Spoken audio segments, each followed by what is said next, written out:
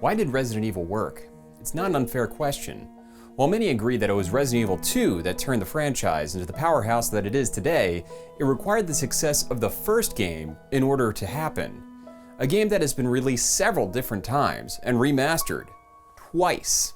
By all accounts, the first Resident Evil had terrible voice acting, a dodgy story, and one of my top 5 worst control schemes of all time, tank controls.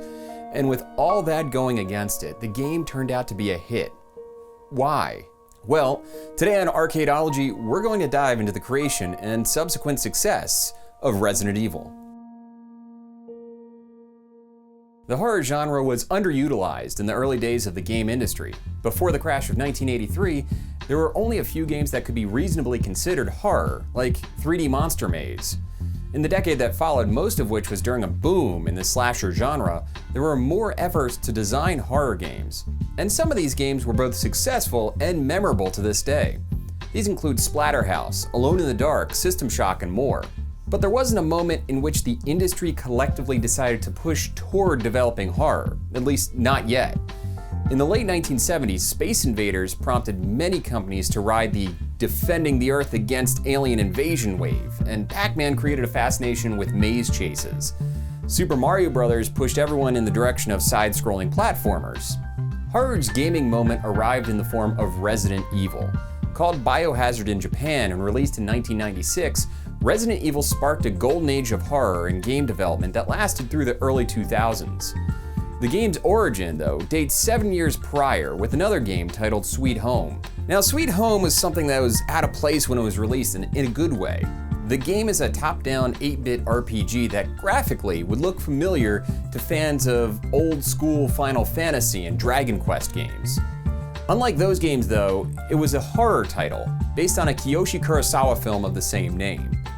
Capcom and game designer Tokuro Fujiwara were brought on by the studio to make a game adaptation that would have a day-and-date release with the film. Prior to this, Fujiwara had worked mostly on arcade classics like Ghosts and Goblins, Commando, and possibly my favorite platformer of all time, Bionic Commando. The game, loosely based off the film, takes place in a mansion where a documentary crew has been trapped by a spirit while attempting to preserve the frescoes of a dead artist. Some of the choices Fujiwara made for the game were a bit experimental. Unshackled from the need to follow the plot of the film exactly, as well as not needing to consider an arcade version of the game, Fujiwara developed the game mechanics that were rather ahead of their time. These included being able to split the party up, dropping and picking up items, and also permadeath. Also, check out this door transition. Look familiar? Fujiwara's success with Sweet Home would land him with a promotion up to producer, which from what I can gather meant that his days with direct hands-on development of games were over. Fujiwara, though, would carry the experience of developing Sweet Home and horror with him. A few years later, on the verge of a new generation of consoles, a Capcom executive sent out a memo recommending that the company begin investigating the development of a horror game using 3D technology. Fujiwara, who'd been wanting to get back into horror since his experience with Sweet Home, decided to assign the project to his protege, Shinji Mikami. Mikami, up until that point, had been working exclusively on Capcom's Disney license, his bestseller being the SNES version of Aladdin, which, let's be honest, is a pretty tight game. According to Fujiwara, Mikami at the time was terrified of the horror genre, which meant that he was perfect for the role. Mikami was unsure about the game. He didn't know if a mainstream horror game would sell, and all evidence up until that point made it seem like a dicey proposition. Whether the game was ever intended to be a remake of Sweet Home or not is anecdotal information at best. What we do know, though, was that Sweet Home and another horror game, Alone in the Dark, served as inspiration points for several of the design choices that were made. So what were those influences? For Sweet Home, first and foremost, would be the conceit of the story. A group of people are somehow trapped in a spooky mansion, only instead of a documentary crew, they were police officers. Additionally, concepts like strict inventory management originated in Sweet Home and found their way into Resident Evil. Additionally, Sweet Home placed an emphasis on puzzle solving, something that was quite prevalent in the gameplay of Resident Evil. In fact, it is probably this element that is most inspired by Sweet Home. And, as I mentioned before, the door transitions. What parts were inspired by Alone in the Dark? Well, the camera angles, which are honestly a bigger part of the design of the game than anything taken from Sweet Home. When Resident Evil was in early stages, the idea was to develop it from the first-person point of view and build the game entirely out of polygons. Technical limitations, though, prevented that idea from coming to fruition. After playing Alone in the Dark, Mikami and team understood the effectiveness of using a fixed camera angle with pre-rendered backgrounds. While he was certain immersion and therefore horror would be lessened by the switch, they did it anyway for the sake of creating higher resolution and more detailed environments. This is a complete side note, however, but Resident Evil 7 was widely considered a return to form for the franchise, while ditching the third-person camera angle in favor of the first-person camera angle that the series was intended to have at the very beginning. Another fun nod to the early days of Resident Evil is the documentary crew, which could be seen as a reference to Sweet Home. But I digress. Character and story shifted throughout development as well. Zombies were decided on as the ubiquitous enemy by either Fujiwara or Mikami. Literally both have claimed to be the progenitor of that idea in different sources. Eventually, after a prolonged development process, well, prolonged for the time period, Resident Evil would be released in 1996. Reviews for Resident Evil were great. Many reviewers echoing that the game was one that could be a game changer for the industry, but even reviewers with the most effusive praise still could not overlook the voice acting. In 1996, voice work was uncommon in video games, but even for then it was just downright awful. The dialogue itself was poorly written. Here's a lockpick. It might be handy if you, the master of unlocking, take it with you.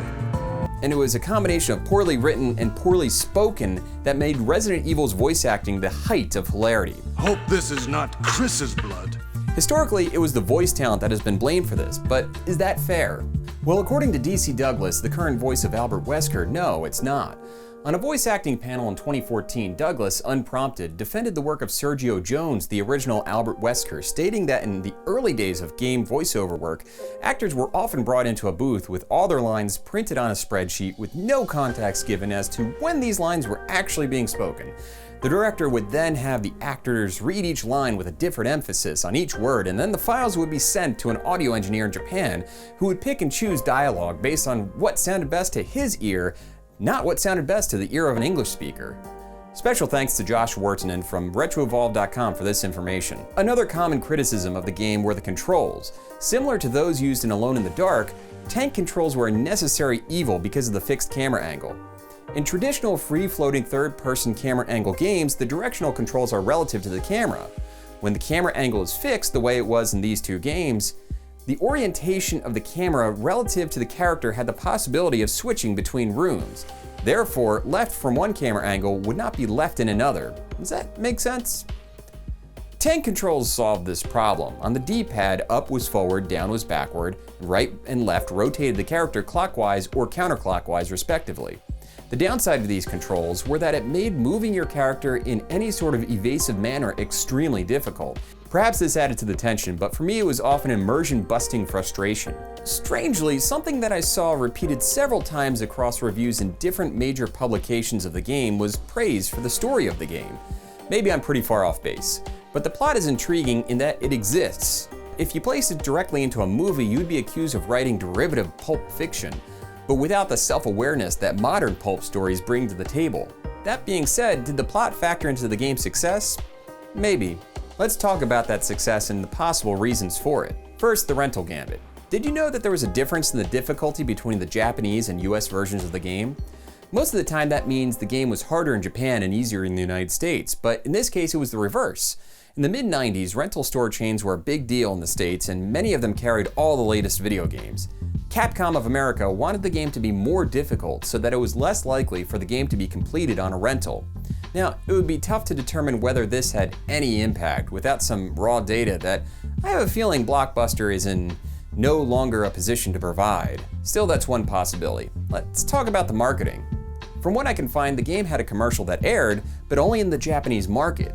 The earliest commercial I was able to find for Resident Evil 1 in the United States market was this Christmas commercial for the director's cut and Resident Evil 2. This holiday season, be sure to get that special someone the gift they really want. The most intense PlayStation games ever. Resident Evil 2 and Resident Evil, the director's cut. Now supports DualShock analog and controller. Obviously, TV time is only one part of the equation. Many gamers in the mid-90s were subscribed to one of several gaming magazines, most popular being EGM, GamePro, Game Informer, and the like. My thinking was that surely there had to have been an ad blitz in these magazines, right? Well, yes and no. Prior to the game's release, there were not many paid ads to be found. It was only after March when these spots started appearing. An interesting aside was that there were plenty of ads to be found for another horror game called D, which at the time was soon to be released for the PlayStation. It had been already released a year prior for the doomed 3DO. While there weren't a ton of ads to be found, there were plenty of preview articles, which sometimes felt like advertisements back in the day. These articles were filled with the gory, pun intended, details of the upcoming game, and for an adolescent horror fan such as myself, I ate it up, like a zombie, eating. Never mind. So how about that plot?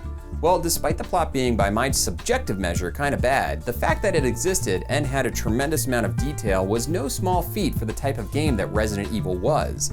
Abundant plot was still something that was more likely to be found in an RPG in the mid-90s. Most games used it simply as an excuse to prop up gameplay. Resident Evil had an attempt at mystery and suspense in the story that unfolds throughout the game, with one decent twist packed in there. Definitely gets an A for effort.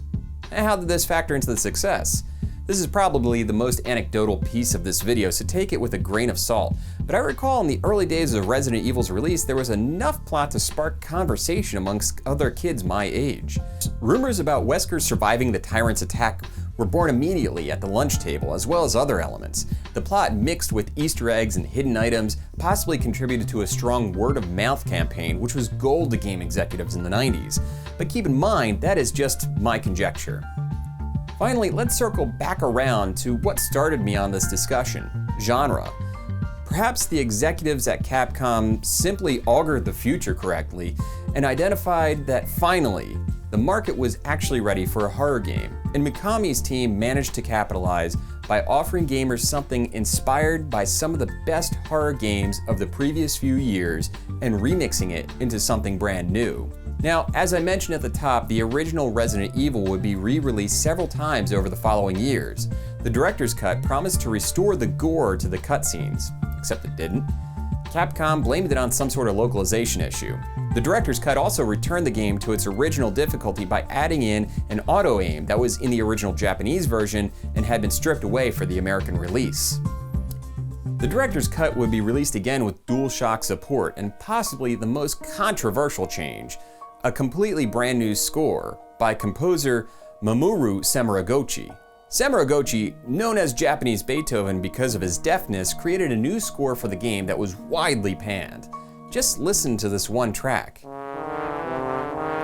Yeah, this made it into the game. The story gets weirder though when it comes out that years later, Samagochi didn't even write the music that he was credited for.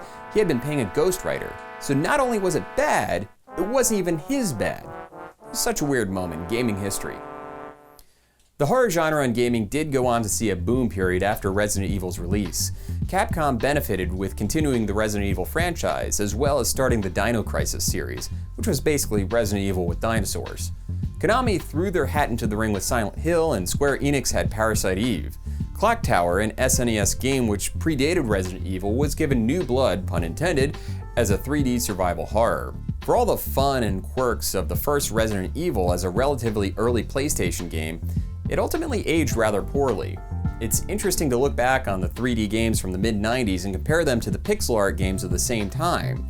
Frequently, the pixel-based games have aged rather well over the years, and the 3D games, much like the earliest use of CGI in movies, have looked a bit worse for wear.